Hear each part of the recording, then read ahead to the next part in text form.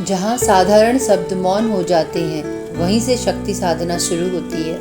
नमस्कार दोस्तों, माँ भगवती की कृपा हम सब पर बनी रहे। तो सबसे पहले सवाल उठता है, क्या आप तैयार हैं? क्योंकि शक्ति साधना कोई साधारण साधना नहीं है, बल्कि यह उस दिव्य ऊर्जा को आमंत्रण देने का साहस है जो जीवन को भीतर से रूपांतरित कर देती है और आपके पूरे जीवन की दिशा ही मोड़ देती है। और इसके लिए हमें अपने शरीर, मन और आत्मा को साधना योग्य बनाना होगा। शरीर मंदिर है और माँ शक्ति उस मंदिर की देवी। क्या हम मंदिर को गंदा रखेंगे और माँ से प्रवेश की उम्मीद करेंगे? नहीं, क्योंकि सबसे पहले हमारे शरीर के माध्यम से ही अनुभूति होती है। इसलिए शक्ति साधना से पहले शरीर का शुद्ध और स्थिर होना अनिवार्य है। क्या करें? सुबह जल्दी उठे, हो सके तो ब्रह्म मुहूर्त का पालन करें। हर दिन योग, प्राणायाम और सूर्य नमस्कार करें।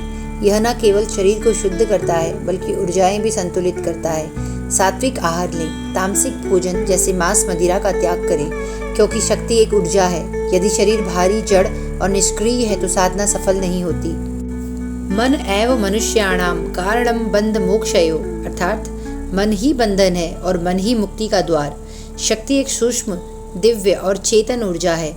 यदि मन अशांत, भटका हुआ, नकारात्मक या भरा हुआ है तो वह उस शक्ति को न स्वीकार सकता है, न संभाल सकता है। इसलिए मन को एक पात्र बनाना पड़ता है, शांत, स्पष्ट और स्थिर। तो अब प्रश्न उठता है, हम मन को कैसे तैयार करें? नियमित नाम जप से मन की गति धीमी होती है और एकाग्रता जन्म लेती है। नियमित ध्यान, रोज 10-15 मिनट मौन होकर सांस पर ध्यान दें। कोई शक्ति मंत्र अथवा बीज मंत्र दोहराएं। विचारों का दर्शन, जब भी कोई नकारात्मक विचार आए, न तो उसे दबाएं, न उसमें डूबें, बस देखें, साक्षी बने।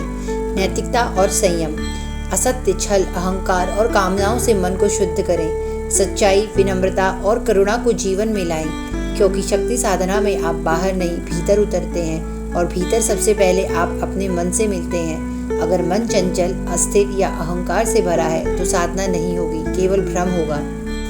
अब तीसरा और सबसे गूढ़ स्तर, आत्मा। शक्ति साधना का अंतिम लक्ष्य है आत्मा को शक्ति से जोड़ना। आत्मा न कर्म करती है, न फल चाहती है, वह केवल साक्षी और शुद्ध चैतन्य है। आत्मा ही वह स्थान है जहाँ शक्ति उतरती है, जागती है और विस्तार पाती है। परंतु आत्मा को यह अनुभव तभी होता है जब वह माया से ऊपर उठती है। अब फिर यही प्रश्न उठता है, आत्मा को कैसे तैयार करें? स्वयं को कर्म से ऊपर देखें, फल की इच्छा का त्याग। शक्ति साधना में कुछ पाना है तो ये सोच बाधा बन जाती है। जो मिले वही प्रसाद, जो है वही माँ की इच्छा। मैं साधक हूँ, मैं कुछ कर रहा हूँ, यह भी एक सूक्ष्म अहंकार है। सब माँ करा रही है, मैं तो केवल निमित्त हूँ। संकल्प और समर्पण, रोज एक संकल्प लें, माँ शक्ति, मैं अपने जीवन को आपकी साधना के योग्य बनाना चाहती हूँ, कृपा करें। पूरी साधना को माँ के चरणों में समर्पित करें। अंतिम तैयारी तब होती है जब मैं मिटता है और वो ही शेष रहती हैं। शक्ति साधना की शुरुआत बाहर से नहीं, भीतर से होती है। जब मन शांत होता है, आत्मा समर्पित होती है, तभी माँ शक्ति आपके भीतर उतरती है। इसलिए आज से ही आरंभ कीजिए, थोड़ा थोड़ा प्रतिदिन माँ के लिए स्वयं को तैयार। अगले भाग में हम जानेंगे शक्ति मंत्रों का रहस्य और उनका प्रयोग कैसे करें। जुड़े रहिए और इस पवित्र साधना यात्रा में अपने भीतर की शक्ति को जागृत करने के लिए हमारे साथ आइए। जय माँ शक्ति, जय माँ भगवती।